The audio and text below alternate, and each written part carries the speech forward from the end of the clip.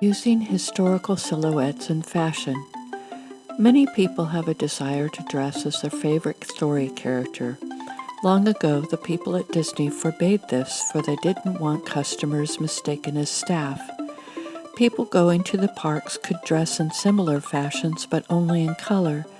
This recreation soon became known as Disney bounding. When costumer Margot Donner made a video wearing historical dress in public, she called that style history bounding. The costume community ran with this, but it became known on Facebook and other groups as presentations of historical costumes and not something one would wear in public. However, many styles all through the 19th and 20th century are history bounding. The emphasis is usually on silhouette with some cross-dressing and some decoration. I've picked out some of the more obvious styles to show you. The pastoral romance. All through history, the shift was worn as an undergarment to protect the skin from dyes and protect the outer clothing from sweat.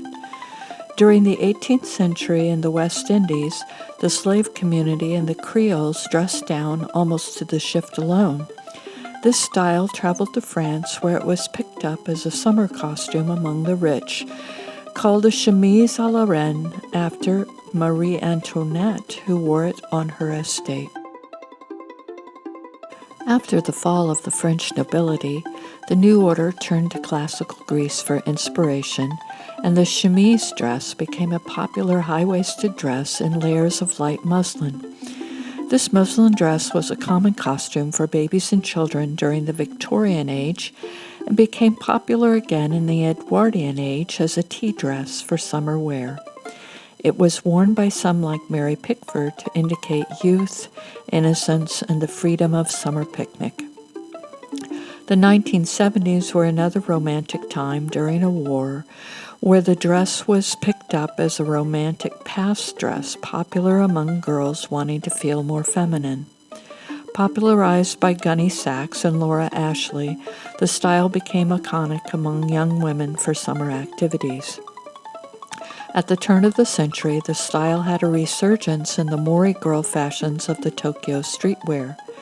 The name Mori means forest or a pastoral style of light colors and multiple layers of lacy muslins. Again, the style became popular as cottagecore, with longer dresses with flounces and gathers. This style is easily made of light fabrics, lace, aprons, and pinafores over puff-sleeve blouses. The medieval page. Throughout European history, men usually wore a tunic over leggings or trousers. After the Norman conquest of Britain, the leggings became more tightly fitted, and the tunic became shorter, especially in young, wealthy men. During World War I, women started wearing a tunic dress, usually open on the sides, sometimes elaborately beaded. The silhouette is that of a young man, the figure straighter, emphasis on the shoulders. As Bianca from the Closet Historian shows us, even curvy women can wear this fashion, but it is better for women who have a more rectilinear shape. For the first time in modern history, the 1920s emphasized the body without padding it into a particular silhouette. This was taken up again when Biba and Mary Quant popularized the tunic for teen girls in the 1960s. They changed the industry from the emphasis on older women to girls. The silhouette was long and straight, often emphasized by colored tights and matching pants. The 1980s celebrated this fashion again, with more emphasis on the shoulders. It still remains fashionable, a short, loose tunic, often in layers with leggings and large shoes.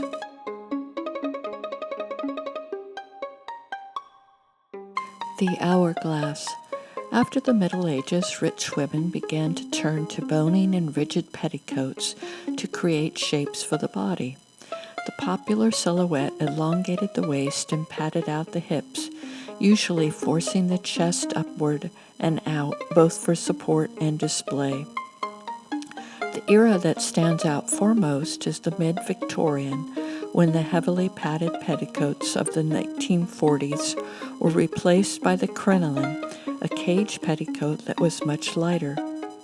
The dropped shoulder or puff sleeves helped to create this hourglass silhouette. The bust often had to be padded despite the supporting corset. Even girls wore these crinolines, often with a bolero jacket. This shape became popular again in the 1950s when war restrictions on fabric lifted.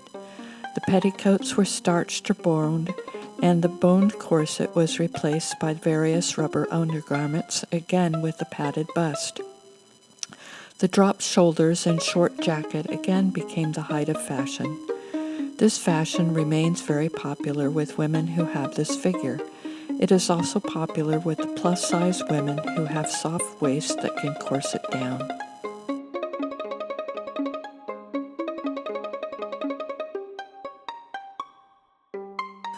The princess. Many girls have wanted to pretend that they are princesses. One of the first things they do is wear lacy clothes with a lot of jewelry or beading and sparkles.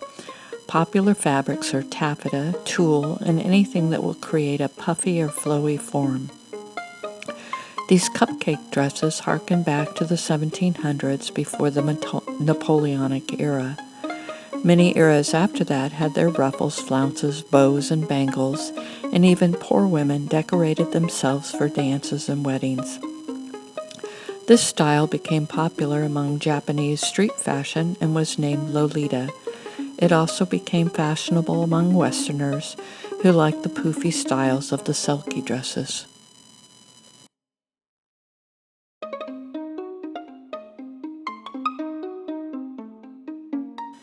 Smocks and stays. The peasant fashion of Europe didn't change much over the centuries. The laced bodice, full shirts, and aprons continued as fashion, even though headwear changed.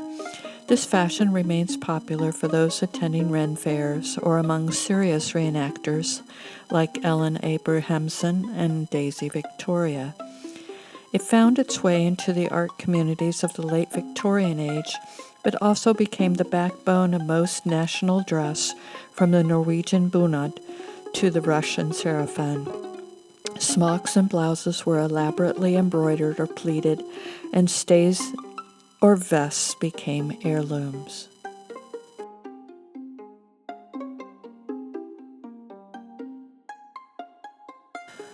During the 19th century, the smock dress was popular as a house dress.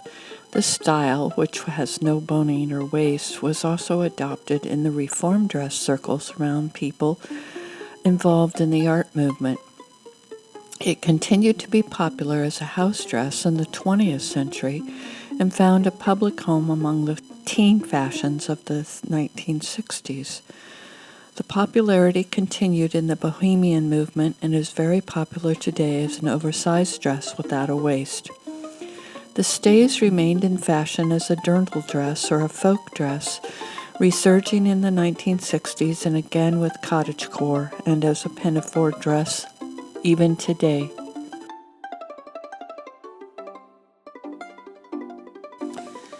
The rustic scholar. In the late 19th century, girls started to leave home to be educated in schools. The school uniform was a modest shirtwaist, jacket, and shorter skirt. It was not until the 1930s that women picked up other uniforms from men, trousers, other jackets, and even coveralls. During World War II, the uniform settled into a men's jacket over a blouse and an A-line skirt, usually in tweed or some other hard-working fabric. Rural women were called upon to run farms while men were away. The trousers and jackets became a rural uniform that the rich adopted as horse crowd uniform or a hunting uniform. The fashion became a rich uniform, and the tweed were part of the upper class crowd when they went to the country. It is also well known as a prep school uniform. This school rural style has stayed in fashion as academia.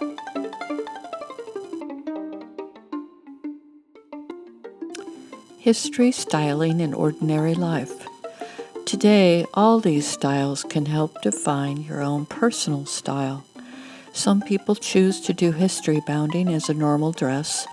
Others pick a silhouette that fits their body or their personal aesthetic.